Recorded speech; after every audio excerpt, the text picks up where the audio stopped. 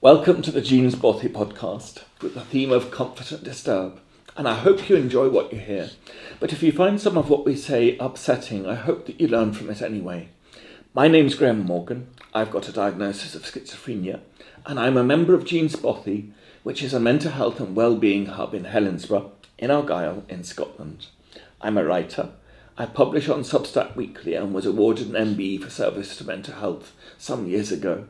Today, I'm in conversation with Hunter, and we will be talking about obsessive compulsive disorder. I'm really looking forward to hearing about this from you, Hunter. But can you tell us a bit about your life first? I think you moved here about 5 years ago, and that Carol, one of our other speakers, is your wife. Who are you? What makes you tick? What gets you excited? Just anything you want to tell us about. Yeah, well, I sort of grew up in this area when I was young, lived here with the family and up the loch side next to Fasley Navy Base in Shandon. So I'm kind of well acquainted with the area. I grew up here, mum, dad, brother, sister.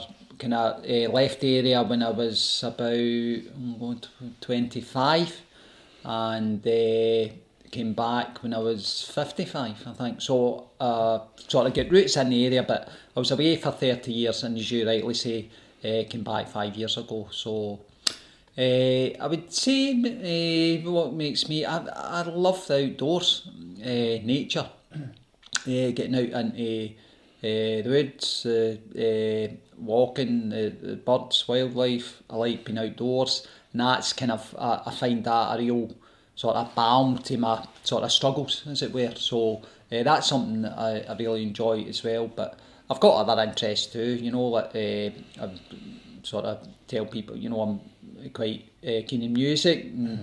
AC/DC is one of my favourite bands. I just saw at Murrayfield the other week there, and so I like music. I used to be very into sport, which I'm not so much these days. I don't know if that's just something to do with my age and ageing, but I'm not so, I was rabidly interested in sport before, but I don't know if that's something to do with possibly something to do with my mental health. I don't kind of like I don't kind of like so much now that I'm a bit older, the adversarial nature of sport. The tribal nature of like football, for example, and I mean, I was totally immersed in it, but I think my sort of tastes and things have changed a bit, which is maybe natural, Change, a natural function. So You've had experience of OCD for about 20 years, haven't you? Yes.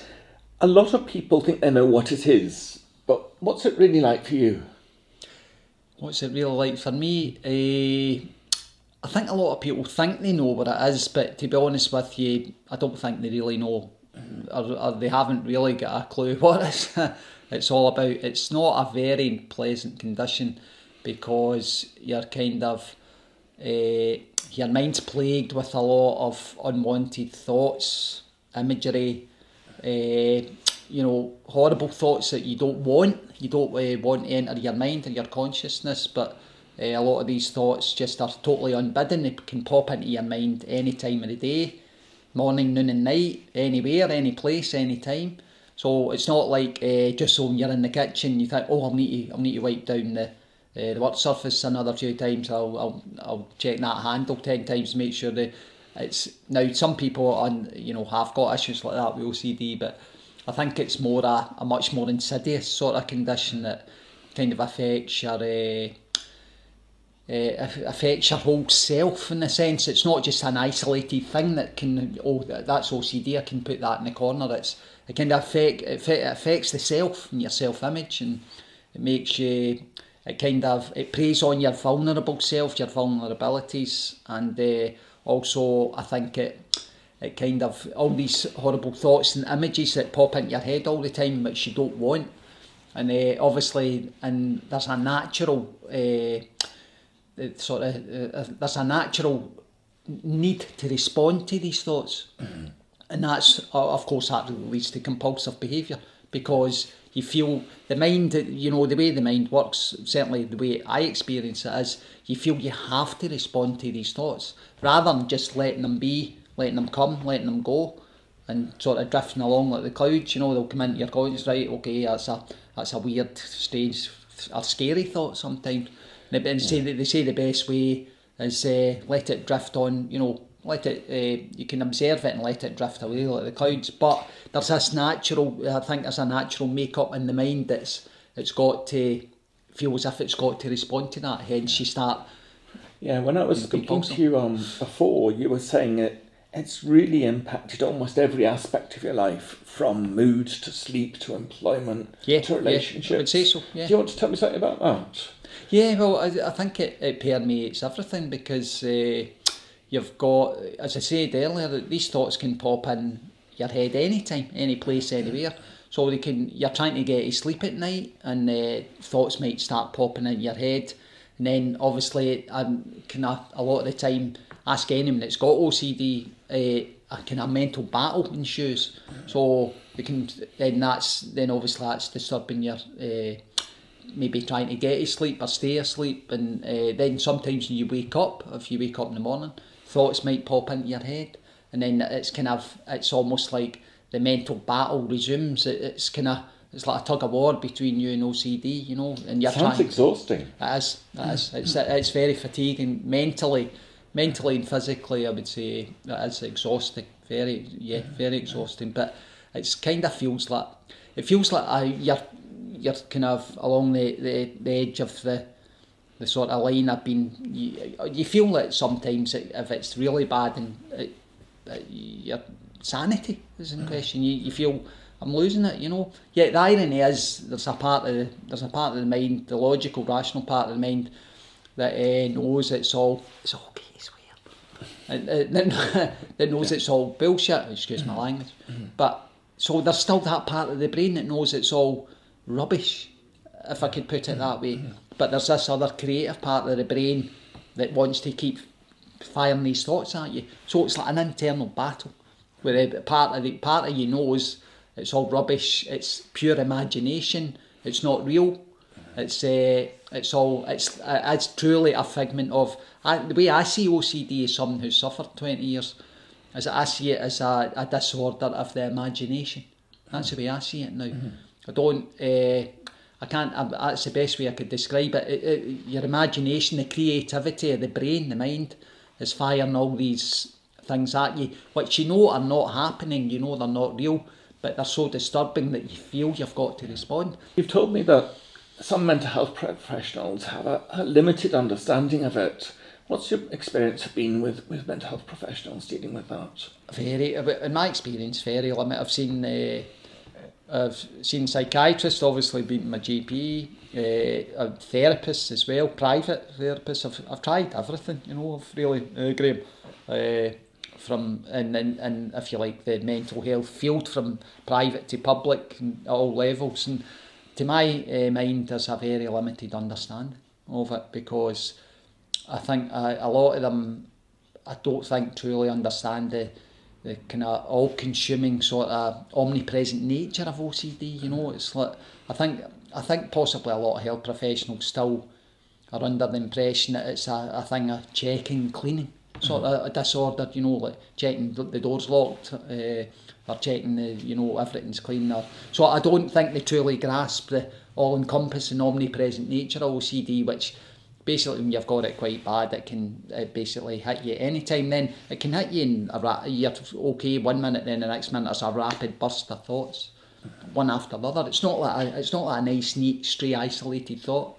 So in my experience, a lot of them in the mental health field, they definitely don't have the knowledge of what it's truly like to suffer from the condition, which is it's difficult because you're expected to go to them for help, assistance, but naturally a lot of GPs want to prescribe drugs, and they reckon SSRIs are the best drug, but I don't react well to them, get side effects from them, these drugs, so I don't take them. But I've read a lot of people saying they don't make much difference anyway. So, and also, you've also told me that there's a fair amount of guilt and shame associated with it, and a lack of public understanding. Do you want to expand on that a bit?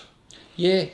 Well, the guilt and the shames is all centred around I mean, it's laughable really, some of the stuff the mind that comes up with. You think, I've got to laugh at this, surely it's so absurd, you know. So I imagine you have thoughts that you probably wouldn't want to tell other people about. Yeah, there's some thoughts that are so off the scale I couldn't tell anyone about it. But I mean, there's other the classic themes like harm, you know, like you think sometimes it's self-harm, sometimes it's harming a loved one. So Which you must have be guilt. really distressing. It's shame. You feel shame. You feel shameful and guilty, and you feel, and that's what I was speaking earlier about this. It's this thing called the feared self. You fear what kind of person you're becoming. The feared self, what kind of person you are, what kind of person you could become. You think, oh God, if I'm having thoughts like that, I could become a violent individual. How do you cope with it? Do you have any things that help with it? I've got various cognitive strategies that I use, and I try to do, live mindfully, bring my attention into the current moment.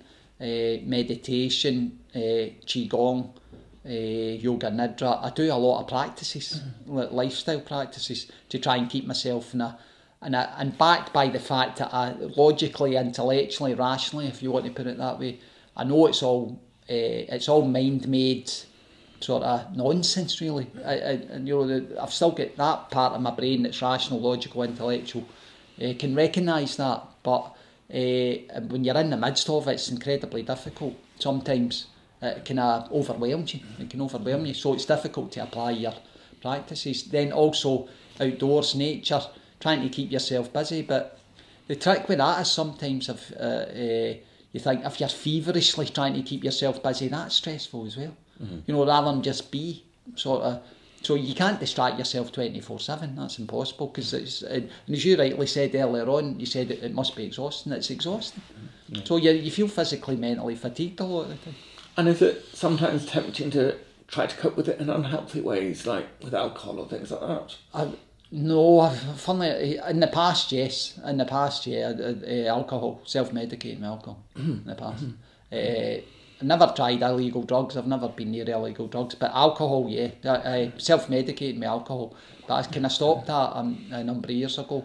Food is the one thing that sometimes I've got a proclivity for eating kind of sweet things. A craving for carbs and things like to give myself, if I'm feeling really a bit down a bit, because it affects your mood, obviously, you know. It's not. You don't feel like Pollyanna when you're suffering with something like this. And also, even though you have OCD, you've experienced anxiety for most of your adult life. Yes, and I think you feel some regrets. Up and down. Yeah. I think you feel some regrets about the impact it's had on your life. Yeah. Yes, I might have said to you before, but you feel it's regret. It's all regret and what could have been. You know, it's what could have been. Comparing yourself to other people and what they've done. Thank God I could have had a life like them. I could have been this. I could have been happier. I could have had a better job. I could have achieved this, or I could have achieved that. So there's a kind of lament for lost opportunities, as it were, and what you always you tend to think, well, this is, my life could have been this. It could, rather than live in the present moment. This is it's all could have been, what might have been. And it's different. I think a lot of people with issues like think like that, what I could have done, Yeah. And despite that, you do have a very active life. What would a typical day be like? Typical day, get up early, very early in fact, go out for a walk. Carol and I go to the woods, do a walk, come back. I'm talking 5, 6 a.m. Very early in the day, there's nobody about. Not for that reason alone, but because of my sleep, I tend to wake early. So it's waking early, thinking, right, I'm not going to lie in bed. I'd rather got summer months out at 5 a.m, maybe not so early in the winter, but basically a walk in the woods, maybe Duchess Woods, and then back to the house and maybe do something like a yoga nidra or a qigong. So you were asking earlier on about the practices. These are the things I'm not doing them under sufferance. I'm doing them because I want to do them, but I feel I've got to kind of do these things to keep myself on an even keel, Yeah. Mm-hmm. And like me, you're a member of Jean's Bothy. Yes. How do you find it? Do you enjoy going? Yes, I do. I would say it's a welcoming place. regardless of what your situation is, it's a welcoming sort of space. It's got a welcoming sort of feeling to it, and it's nice to know there's other people that maybe can understand a bit anyway, that you've got your struggles, and it doesn't matter what struggles you've got, you're welcome to come here. There's some good people here, and talented people. A lot of people have got struggles, but I feel a lot of folk that come here, there's talented people here, like yourself, writers, people are good at art, crafts, all sorts of activities, So I'm surprised at the length and breadth of talent that comes here. And just beginning to wind up now, do you have any messages for either people planning mental health services or people in the public to know about OCD and living with it? What would you like people to know or to take away from this? I would like there to be better policies, I think, towards... I know budgets are constrained and it's a difficult time for all services, but I think there's a severe lack of knowledge out there, even from the really well-qualified professional people in the mental health field who don't really know a lot about the condition, and it's kind of... I think it's kind of treated too easily by handing people SSRI drugs rather than developing real expertise. My one big thing I would like to point out, this is a major thing, there is a treatment centre for people with quite severe OCD for the whole of Scotland. It's based in Dundee at 9 Miles Hospital, but they will not admit anyone unless they've tried umpteen various drugs at a very high dose. Now, some people, unfortunately I had a heart attack 10 years ago when I was 50, and I couldn't tolerate some of these drugs at a high dose anyway, and I know for a fact there's 1 or 2 drugs that can affect the cardiac function, so I couldn't do that anyway. But I would be precluded from getting into this place because of the protocol, and I've not been on a high dose of all these various drugs. I personally feel that's incredibly short-sighted, and there's a lot of people out there who struggle with OCD who would be, I think, massively helped by going to this place in Dundee. Who could benefit from the expertise of that. Yeah. But they're not allowed in because of not... And people can't take drugs for various reasons, side effects, they've got other health conditions like myself, and I think that's a massive thing. I don't...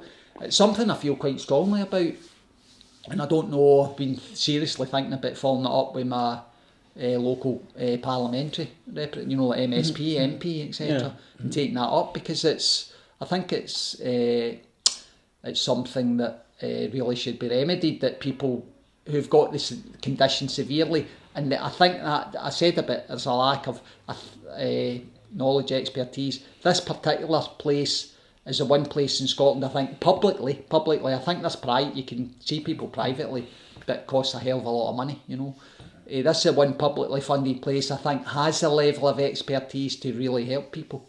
Yeah. But they're not letting a lot of people in because they're not meeting this drugs protocol. And results. So that's a massive thing I would like to point out, and it's something I might take up myself, But I haven't done anything about it at the moment. But because otherwise it feels like you're kind of... Obviously there's forums, internet, there's millions of people around the world struggling with OCD, but you can get support from elsewhere and speak to other people, etc. But to really get that expertise, I feel you really need to probably go to a place like that, and it's the one place in the whole of Scotland. There are places in England, I know, but it's definitely one place in Scotland. It's publicly funded, that's got that level of expertise, I think could help a hell of a lot of people. So that's the one thing I would really say. And generally like GPs, etc., being better educated about it, because a lot of them have got very limited knowledge about it, Well, thank you so much. I really hope what you've said contributes to the knowledge people have about it. It's been hugely interesting. That was the Jean's Bothy podcast, and thank you so much, Hunter, for your explanation of what you've been through.